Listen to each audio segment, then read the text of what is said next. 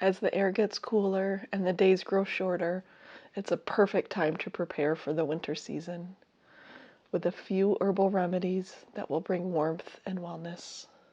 Today, I am sharing some of my favorite herbal preparations, from fire cider to elderberry syrup to fermented garlic to a thyme syrup and even a sage throat and mouth spray. These remedies that help keep my family healthy during the winter months. All of the recipes I will be sharing came out of this book from Rosemary Gladstar, Medicinal Herbs, A Beginner's Guide.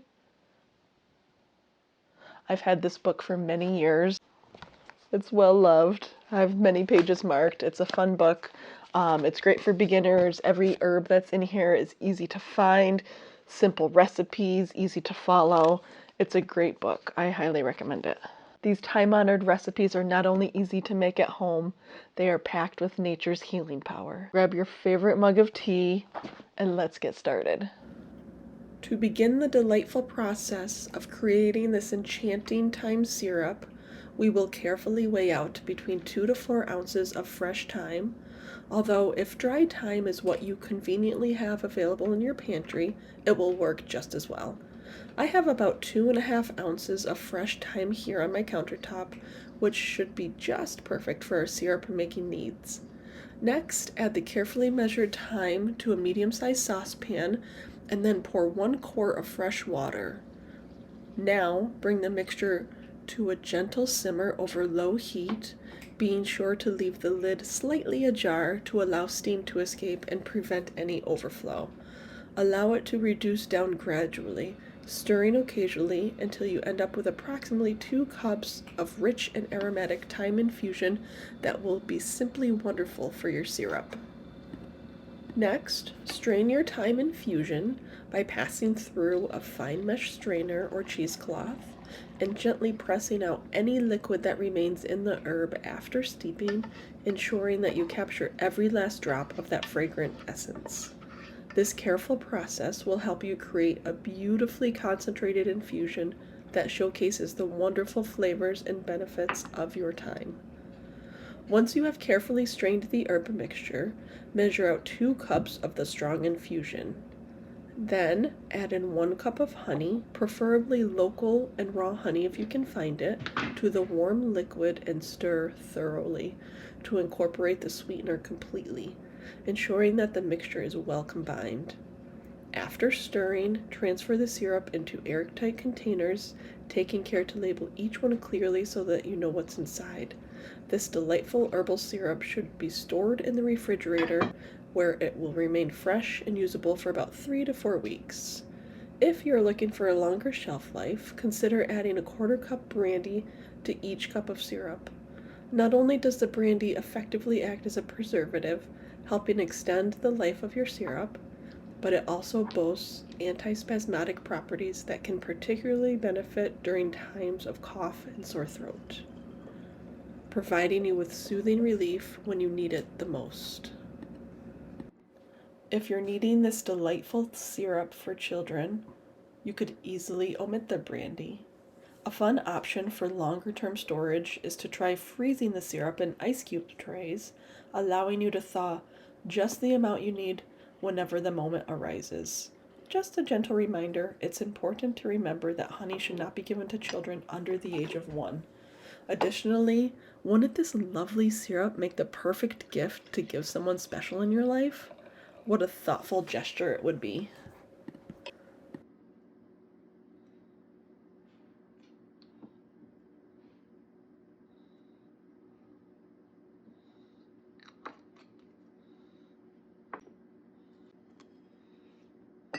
Next up on our exciting quest for homemade remedies that can help us navigate the notorious cold and flu-ridden winter months is the wonderfully versatile elderberry syrup.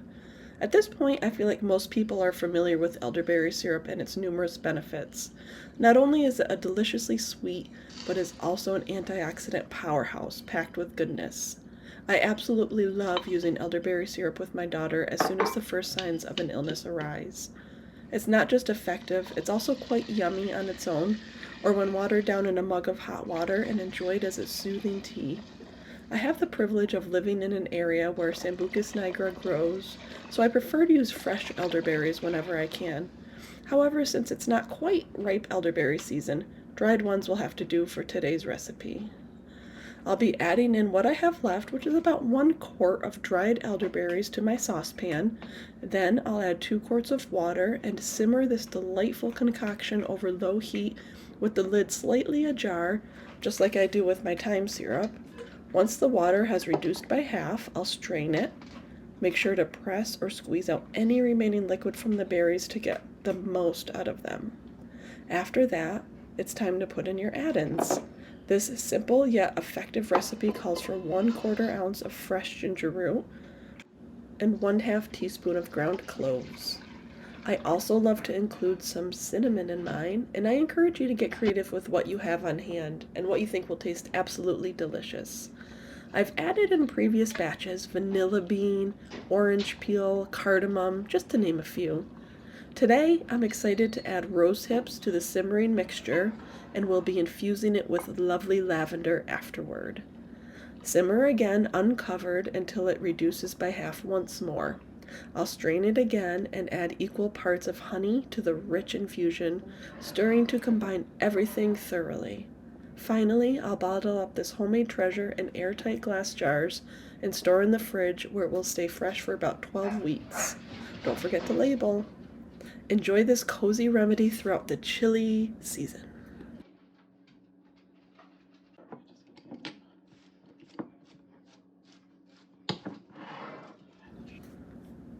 Now it's officially fire cider time. This wonderfully pungent and spicy, yet incredibly effective remedy boasts a delightful melody of ingredients that have long been celebrated for their remarkable health benefits and robust flavor. Think onion, garlic, horseradish, ginger, and the fiery kick of peppers, all beautifully infused in tangy apple cider vinegar. This invigorating concoction is not only delicious and uplifting when used as a zesty salad dressing, but for an extra touch of sweetness, you can also add in some local raw honey for a lovely balance. However, fair warning, this is not necessarily a remedy for the faint of heart or taste buds, as it definitely delivers a bold and assertive punch. I'm making a quart-sized batch today, but I often prepare half gallons as well to have plenty on hand for those chilly days. First, I will chop up 1 medium-sized onion, then mix in 4 to 5 cloves of freshly chopped garlic, and about 3 to 4 tablespoons of freshly grated ginger and horseradish roots for that added zest and zing. This is the base recipe I got from Rosemary Gladstar's book, Medicinal Herbs, A Beginner's Guide, and I absolutely adore it. It suggests adding cayenne powder after the infusion period of 3 to 4 weeks, but I personally enjoy adding garden-grown jalapenos right from the start for an extra kick and a depth of flavor. In this particular batch, I will also incorporate some fragrant rosemary and zesty organic lemon for a delightful twist that enhances the overall experience. Once again, feel free to get a little creative with the unique ingredients you can choose to include. Top off the jar with apple cider vinegar, preferably unpasteurized for maximum benefits. Close the lid tightly and let it sit out of direct sunlight for 3 to 4 weeks, shaking daily if possible to aid in the infusion process. Afterward, strain and add honey to taste for a perfect finishing touch. Bottle and label your creation and store in the fridge where it can last for many weeks or until it gets consumed. From my experience, this robust concoction is not the most kid-friendly remedy, but it sure could make a delightful and thoughtful gift for your foodie friend who enjoys vibrant and bold flavors.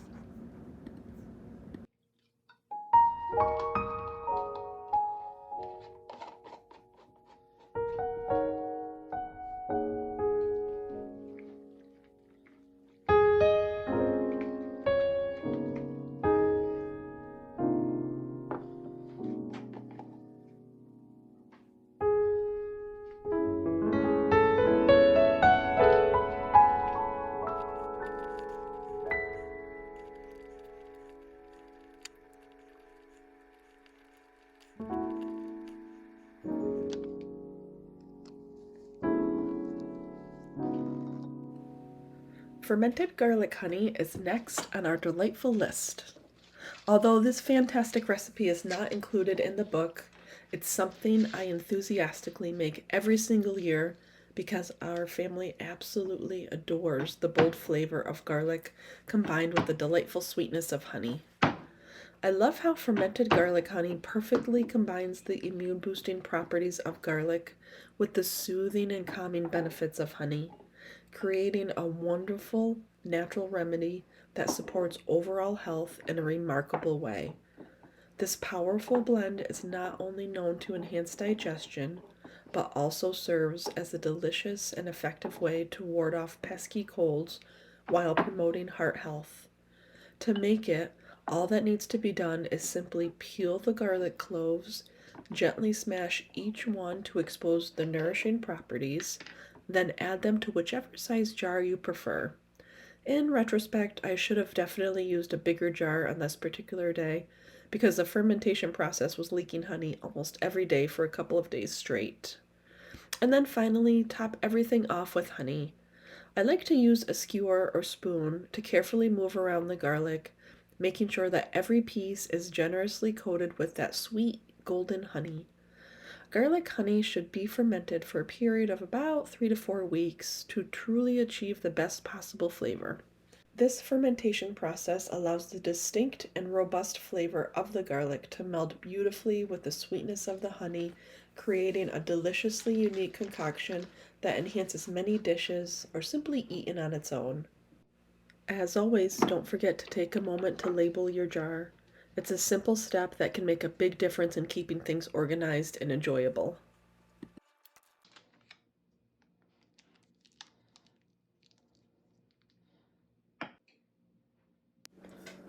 Lastly, we have a wonderful sage throat and mouth spray that I'm excited to share.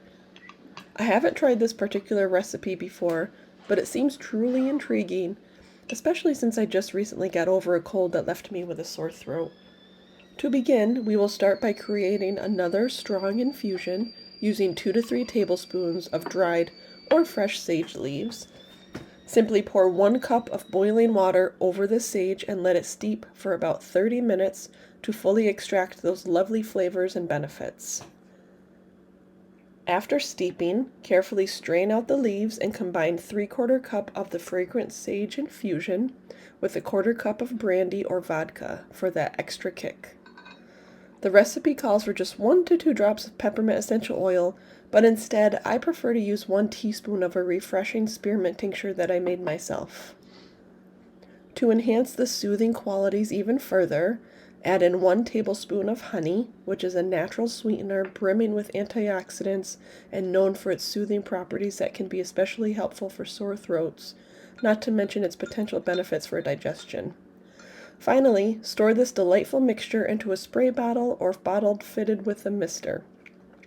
Personally, I'm thinking of turning mine into ice cubes, which will allow me to simply thaw them out when needed for refreshing relief.